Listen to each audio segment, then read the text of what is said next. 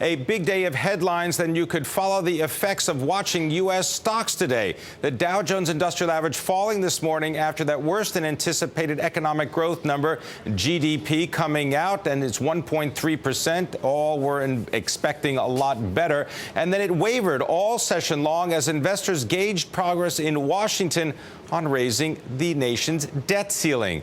We will have breaking news coverage of all the twists and turns in Congress throughout the program. But first, let's go to Deborah Kostroun on the floor of the New York Stock Exchange with the details. Well, thanks a lot, Pimm. And make that 5 days of losses for the S&P. Of course, this was after, as what Pimm was talking about, that GDP growing less than estimated in the second quarter at the 1.3% annual rate. Economists say that the second half recovery, well, it's pretty much melting away. And one reason is higher expenses for necessities like food and gasoline. And also certainly not helping out in today's session. Investors waiting on the outcome in Washington as the government tries to avoid that federal default. And the market pretty much on hold this week as we are waiting on word from that. Pimm. Now, Deborah, you were talking about this all week, and stocks were making their biggest weekly loss so far this year. I think the S&P 500 down, what, 3.9%? Right. And the Dow Jones Industrial Average losing over 535 points this week alone. And the loss is pretty heavy. The Dow down over 4%.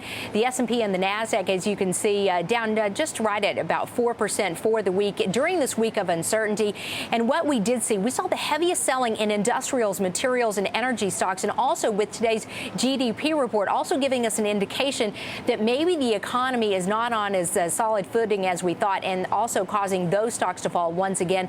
Crude oil falling to close about $95 a barrel. Gold, however, hitting a record to close out the day. Now, another big story to tell you about. Merck, of course, the biggest drag in the Dow today after saying it will cut an additional 12,000 to 13,000 jobs to save as much as $4.6 billion a year as the company tries to gain momentum before losing its patent exclusivity on Singulair next year. That's it from here, Pimm. Back to you. Thank you very much. Deborah Kostroun reporting from the New York Stock Exchange.